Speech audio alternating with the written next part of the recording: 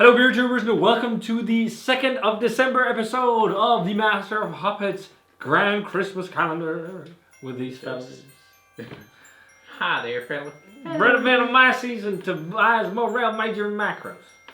Today it's the 2nd of December and should we let the candle be lit? Yeah, otherwise it's not going to burn down, is it? We'll see. Maybe we'll turn it off at a later point because that's for habit. But it's the 2nd of December today, guys. Hope you're enjoying yourself, getting ready for Christmas. The beer for this review is from Tobias. Yes, it is. And So Tobias was in charge of Scandinavia. Yes. So this is a Scandinavian beer. So yeah, let's unveil it and see what it is. And I'm actually very Scared? no, not scared. Not but scared. Excited for this one. Oh yeah, I don't know. That is What? not Is it something their I... pills? They're 13, 17. Is this a Helles or something? Yes. Congo op Helles. That That's is fun. not something I expected to see in the calendar. No, it's I found it and then I thought, okay, shit, I've never had beer from those guys before, so let's try it. They're Let's starting to see get what a it name is. for themselves. They have a Kasper brewery like Søgaards and everything. They do lagers mainly. They have a German brewmaster. It's a very similar idea to what Søgaards has done over the years. But these guys, I don't know. Lately they got a resurgence mainly because of the whole Pilsner thing they did. They did a urtyp, like the original recipe for Pilsner. They brewed with a Danish beer writer. And since then they've gotten a bit of attention. I've had that Rauch beer, which is really good. That's actually won a couple medals. But yeah, so this is 1367 Premium. And that's all I know. It's called Premium and it can be tasted, it says it's an elegant filtered Pilsner. So, but you said Helles online or? Yeah, I think that's what I bought it as. Okay. On the bottle it says a Pilsner. Yeah. We'll find out what we Okay. think. So let's crack this one. That's nice. We love these kind of beers, but it's fun because this is a supermarket beer, really. Yeah. So it's been a long time since I've dived into any beer from this brewery. But let's check it out. I love lager, and all of us here have really gotten into lagers in the last few years. Yeah. So let's have some now. That's also why I thought it was a good idea. Yeah. So you got this in a supermarket? Nope. Okay. No, you can also get it in craft shops. Yeah, I got it. I bought it from Kiosk's web shop.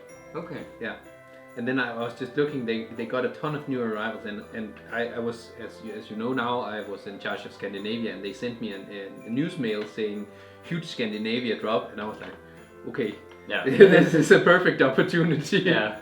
You got me there. Yeah. So I think So maybe I bought that as we'll part of leave that the release.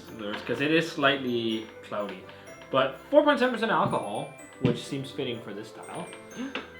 It's lightly hazy. Yeah, golden yellow, lightly hazy. But you can see, even though it says it's filtered, it says den elegante filtrerede pilsner. So it looks like there is some kind of It has some Actually, the bottle looks kind of like an aquavit bottle. almost. It's lime green too. So Yeah. in terms of skunking, that's not a the bit best. strange, actually. But they've always used these bottles, their own designed bottles. But it looks nice. It looks like a, like a Helles or a Pils or whatever. Yeah. Very nice golden yellow, white Helles on the aroma. Yeah, it does smell skunk a little bit, but a little bit.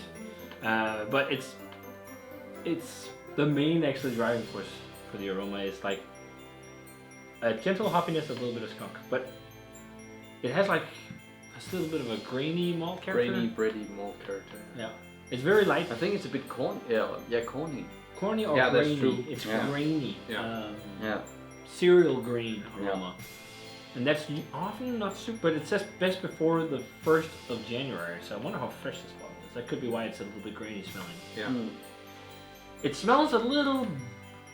I don't want to be totally a dick about this because I know they're craft brewery, but it smells like just like slightly high-end industrial lager, to be honest. I think in terms of the malt corny base, because a lot of those beers have like these cereal bases. Yeah. And it A has little bit of sweet, like cereal malt, but yeah. To me, it has almost like a flowery sweetness, like maybe like elderflower. Yeah, Yeah. a little bit. Not as hop centric as I prefer, but let's try it. Cheers. Cheers. On the palate. Oh, it is grainy. Yeah, it is grainy. It has like that is. husky grain thing. Yeah. It's also lighter. I don't prefer that too much. It's funny when you get Pilsners. I think a lot of times, a lot of them from craft brewers have that husky, grainy profile. And it's also peppery. But when you go to Germany and have the great German lagers, they do not have that, even though they're from bigger breweries. So I don't know if it's like too high of a mashing pH that can often extract like a grainy flavor from malts, but you know, I don't know.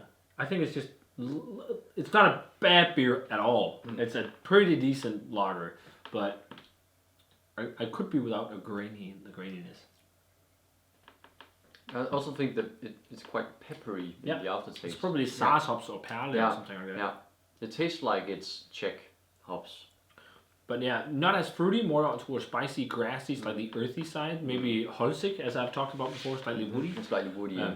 But I think in terms of style, it's somewhat Helles-like, but it reminds me more of like the Danish interpretation of Pilsner. Mm-hmm. So like if we think industrial beer, so just tastes better for sure, and taste, you know, like it's lagered and whatever. It doesn't taste as, you know, quickly processed as Carlsberg or Tuborg, but it tastes like that Danish interpretation of a lager more so than the classic German. I think.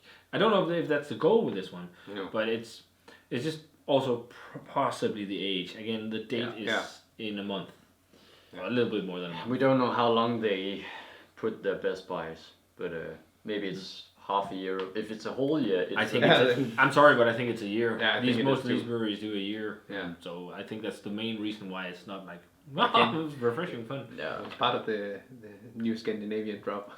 Yeah, but I think it's because Krankerup is slightly trying to make a name for themselves with this kind of stuff. And they make nice beers. I mean, again, as I said, the Rauch beer is pretty good. So, but I'm also getting a bit of like it's all right. DMS thing. I don't get that. Like, for me, it's more of just a husky grain. I'm not getting like this cooked corn or anything like that. For me, it's more just like cereal grain. I'm just getting a bit of like a vegetable thing. But yeah. It could be a little bit of a vegetable thing, the cereal grain. I'm just thinking right now, drinking it. But it's not clearly like DMS. No. It could be that, or it could be just like a husky, corny thing, or maybe even hops. But it's mostly that husky, grain thing. But I think this is going to take a strong second place. Yeah, for now. Yeah. As for grades, it's not a bad beer in any way, shape, or form. But it's not a fantastic Pilsner. There's other Pilsners from breweries, craft breweries, or not industrial, but bigger German breweries. Like, I'd rather drink a Bitburger than this, for example. What about Hüger? I think Hüger is definitely better than this. Yeah. Hüger, I think. What did we give it? I gave it like an 80 make. Something, or what? 85 or something. That should be like at least 90. But I think that this, I would still put it at an 80, like maybe a 3 on Untapped, 325. It's a decent lager, but I think it's the freshness that's the problem. Yeah. So yeah, I'm straight 80. It would be nice to get a fresh bottle and see how that would hold up. 80. 81. 78. Boom. Okay. There we go. Slightly disappointing, but you can't win every time. But it was fun that you brought this because I haven't had a Krankerup beer in a long time, and it was unexpected. So 2nd of December, Krankerup. If you guys had this one, Krankerup's 1367 Premium. Let us know what you thought.